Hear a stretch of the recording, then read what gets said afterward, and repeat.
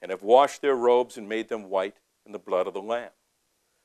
Then in Jeremiah chapter 30, verse 7, alas, for that great day is great, so that none is like it. It is even the time of Jacob's trouble, but he shall be saved out of it. So these are scriptural references for the great tribulation. Jeremiah called it Jacob's trouble. The book of Revelation called it great tribulation. Daniel called it the great tribulation. But how long does it last? This character, the Antichrist, we introduced him last week and perhaps a little bit before. In Daniel chapter 7, we see these words.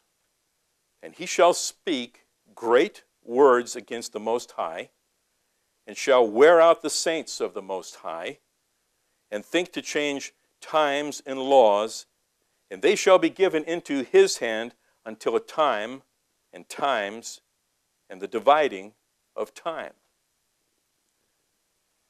The reign of Antichrist and the Great Tribulation run at the same time. In fact, he is responsible for the Great Tribulation.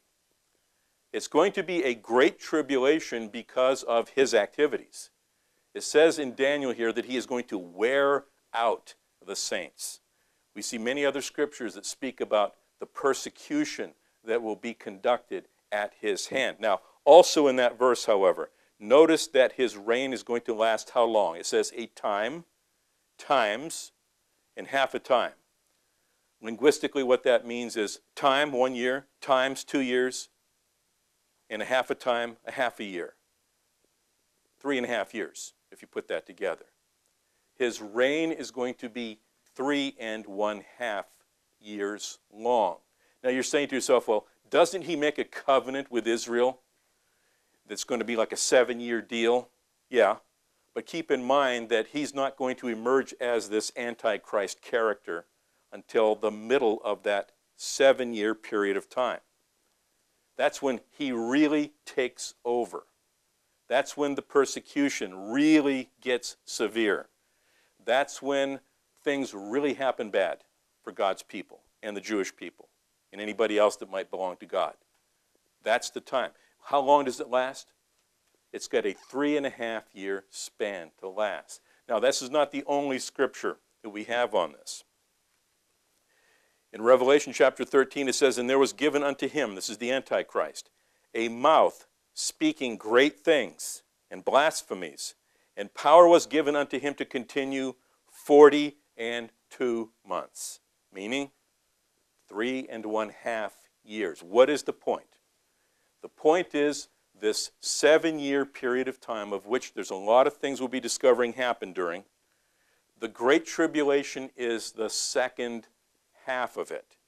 It is 3.5 years long. So if you want to be correct, you don't call the 7-year period the Great Tribulation. You call the Great Tribulation the final 3.5 of that 7 years. That is the time of the reign of Antichrist, that final 3.5 years. Okay, so I wanted to get that in our minds. Now let's talk about, in general, what's going to happen during that 7-year period of time. We'll get to more details as we go, but in general, remember we've been talking about the activities of Antichrist. We've been talking about the activities of Christ. In essence, we've been saying that it's Satan's plan versus God's plan, right? Okay, so Satan is going to work out his plan through this Antichrist character. What is he going to do? Well, he's going to take power. What else is he going to do? He's going to be involved in politics. What else is he going to do? He's going to be responsible for warfare. What else is he going to do? He's going to be involved with probably ecological disasters of some form. Cataclysms of various forms will probably be precipitated by him. He's going to be involved in persecution. He's going to declare himself to be God. He's going to cause people to take a mark, a 666 of some sort, okay? He's going to do all those things during that 7-year period of time. Most of those things are going to take place in that final 3.5 years, because that's when he's in power. Now, what are the activities of God going to be during this time? Well, he's going to rescue his people ultimately. We also know that he's going to enhance his call upon a perishing earth. We know that. He's going to protect and empower his people that are in this period of time. We also know that at the end of it, there's going to be judgment. His anger will be poured forth, and his wrath will be delivered. So these are all kinds of things that are going to happen in the confines of the 7-year period. More about that later. But now turn to Matthew chapter 24. This is where I really wanted to get this morning. Matthew chapter 24. A chapter that seems to be mysterious for a lot of reasons, I suppose, to people.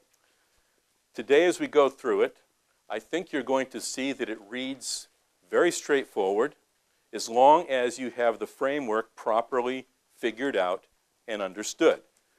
Now, let me just tell you ahead of time that largely what Matthew chapter 24 is about is the 7-year period of time. He's going to lay out some activities in consecutive order that are going to take place during the 7-year period of time. So if we get this down right, we're going to have a pretty good understanding about how it's all going to work out. You say, I thought this thing was terribly, terribly complicated. You'll be surprised that there's a lot to it, but getting the framework down, once you get it, you'll have it forever. So if you're in Matthew chapter 24, the setting is Jerusalem. The time, Jesus has just come to town. A day or so from this point in time, he's going to be crucified. So he's in a very narrow little time frame there. He goes to the temple, that great, gorgeous temple complex. In verse 1 of chapter 24, it says, and Jesus went out. This is after having been there in the temple confines. And Jesus went out and departed from the temple. And his disciples came to him for to show him the buildings of the temple. They were enthralled with this place, and you would be too. Made of beautiful carved stones. 40, 60, 80, 100 tons, these stones. Covered and decorated and carved. A colossal place by all accounts. And they are enamored with it. And don't you know what they have in their mind? In their mind, this is the Messiah. The temple is his place. And they're saying to him, Lord, check out your digs. Check out this place of yours. Is it awesome? Is it incredible? Wow, what a place this is. They're enamored with it. They want him to somehow give them something. Let them know that, yeah, this is right. Yeah, we're going to continue on. Yeah, we're going to start the kingdom. But he throws them a curveball. And Jesus said unto them, see ye not all these things? Verily I say unto you, there shall not be left here one stone upon another that shall not be thrown down. You got to be kidding me. This is all going to be destroyed. How in the world could God's temple be destroyed? How could that ever happen? Wouldn't that be just a terrible thought? Especially for them. This is where God dwelt in their midst. It would all be torn down. Especially, you can imagine if you were among the disciples and you had seen Jesus and you had heard Jesus and you've come to know who he is. He is God in the flesh. You're fuzzy maybe about that, but you think and you're hoping that he is indeed the prophesied Messiah. And that Messiah is going to do what in your mind if you're a Jew? Well, you know those scriptures that I just read. He's going to establish a kingdom. He's going to overthrow the Romans. They might even have that figured out. Maybe. And that's who was ruling the land at the time. Whoa, this is exciting. This is going to be awesome. And yet he says, all of this is going to be thrown down. Yikes. Incredible. When is that going to happen? How will that take place? They wanted to know that, of course. So they go out from there. They go across the Kidron Valley. They walk up the slopes of the Mount of Olives, and they settle down somewhere over there. And as he sat upon the Mount of Olives, by the way, when you're sitting on the Mount of Olives, you look off toward the west, and your view is that Temple Mount. You would be able to just gaze upon it. It would be an incredible sight.